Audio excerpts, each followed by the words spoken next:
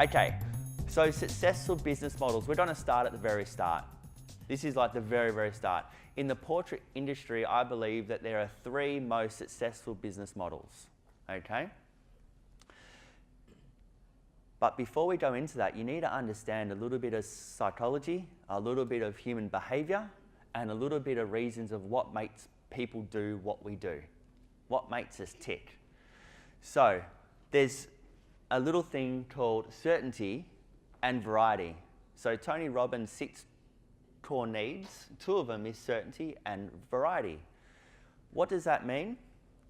That means that 2 of them sit on a seesaw and they balance each other out. A person with lots of certainty is someone who goes to a barbecue, right?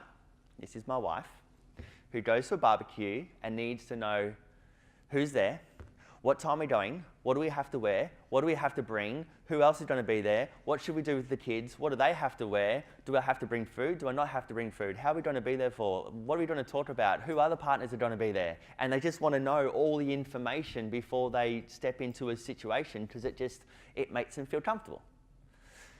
Now in my case over here, you see where this is going, we're going to a barbecue. Cool, just let me know when we're going. Maybe it's because she's done all the hard work to organise everything and all the women in the room are going, yes. And we just turn up. But that's how I kind of live most of my life. I live in a high variety space. Sometimes you've just got to go with the flow and we'll just work out what happens. And other times there's huge amount of certainty, like my presentations. Practice, practice, practice, practice, practice to make sure that they are going to be absolutely polished and perfect. And there's other times where I get to the airport and I don't know what flight I'm on. So much so that I turn up at Brisbane Airport to fly here to the international Brisbane Airport. But I'm flying to Sydney first, aren't I? Yeah, awesome. So I walk in the gates and go, where's my flight? No, I'm leaving from Sydney. Oh, Sydney, and it's 4 o'clock in the morning. And the person who dropped me off is about to drive off. And the airport's like 3 kilometres that way. Run out the door and I'm like, I'm in the wrong spot. I should be in Sydney. Oh, that was a weird bang. That wasn't me. I've got to go to a different airport. So yeah, there's certainty and variety in everything, okay? Now, you can't have 100% certainty and 100% variety at the same time. You can't have the best of both worlds at the same time. It's a seesaw. Now, what has that got to do with photography at all? In terms of your photography business models, your experience business model, where you get a gift voucher and they get a print or a credit towards their experience, is high-level variety. Because until they swipe that credit card, you don't know what they're going to spend. You're going to give a great experience with a great service and really hope that they're going to buy something, right? Are you with me? Yeah? Then you've got the product model, which is over here, where they come in on a product. They come in on a package, A, B, C, or D. A, B, C, or D is going to be $1,000 for 10 images on a USB and a canvas. So they're the 2 different headspaces. Now the difference is that my studio lived in high variety. We were the experience model to a T. But over years of experience, we knew our stats. Remember yesterday, the whole kind of test and measure? We knew exactly who's our perfect client, who's going to spend the money, who is not, and how it's going to work. So even though we ran the variety business model, we had a huge amount of certainty because we understood our clients. That can get a little bit confusing. Are you with me?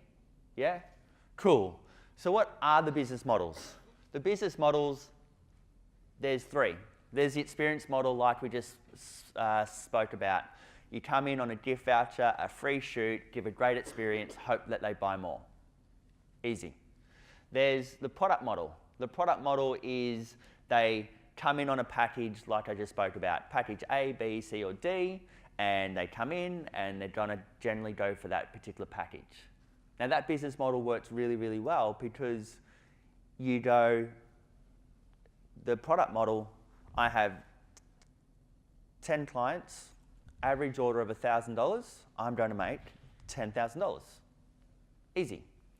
Experience model, I have 10 clients.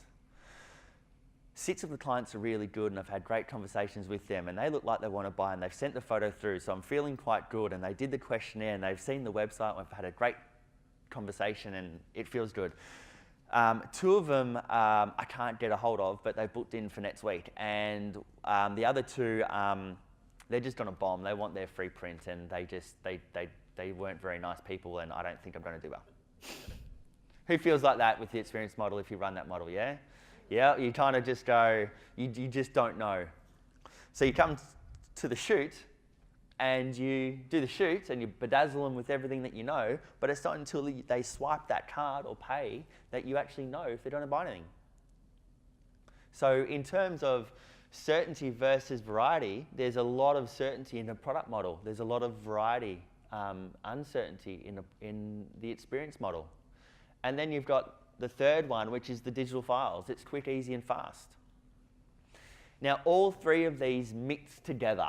As you can see, there's a hell of a lot of grey area, but I've really wanted to define them for you so that you can understand what the breakdown is individually, okay? Now, the question is there a right or wrong way? Who would say that there's, wait, how do I ask that question? Who would say, is there a right or wrong way to do business? Yeah, very clever. There's not. It's got to suit. If we go back to yesterday and we talk about your business and your lifestyle and your wheel and everything else that we did, and defining what success looks like to you, will determine what business model is going to best suit you.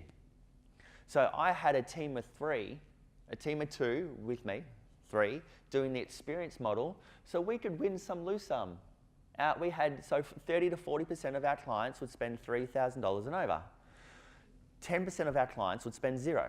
And we knew that. We knew our stats. So it wasn't really kind of too bad. But if you're a parent, a stay-home parent that only has 2 days a week, and you only have school hours, or 3 days a week, and you have extremely limited time, and if you had 3 or 4 0 sales after working 15 hours with those people, you are going to lose your mind. You are going to be one grumpy person. So that means in your circumstance, maybe the product model is going to suit you better because you know how much you're going to make. Now, you're not going to get your greatest sales and your bigger sales and your 4 to 5 and 6 grands, but you know you're going to get your $1,000, $1,500, $750. On the other end, digital files, just a quick story. I had one particular client who in Melbourne who wanted to play in the experience model space. She came to my studio and she's like, this is awesome, I can't wait to get a space like this. And she was doing 0 to 1 shoot a week because she was researching premises and researching all the legalities and, you know, getting set up, ready to go. And I'm like, when do you want to move into your space? And she's like, oh, maybe 2 to 3 years. I'm like, why are you spending so much time researching? Why don't you just focus on what you're doing right now and earn some money and get some cash flow to fund what you want to do in the future? So she's like, oh, that's a great idea. And she was doing 0 to 1 shoot a week, 1 shoot every 2 weeks. She ended up doing 2 to 3 shoots a week. Sorry, 1 to 2 shoots a week. Her average was $1,000, everything on a CD, 1 to 2 shoots a week, $1,000. She earned 100 grand in her first year, just doing shooting and burning. Is there a right or wrong way? She's not going to do that forever. There's a season, there's a time for everything. But it's going to now give her the funds to go into her new space because her 2 little kids weren't in primary school yet. And she was just waiting a year or 2 for them to go into primary school, grow up a little bit to step into her commercial space, which is what she's about to do now.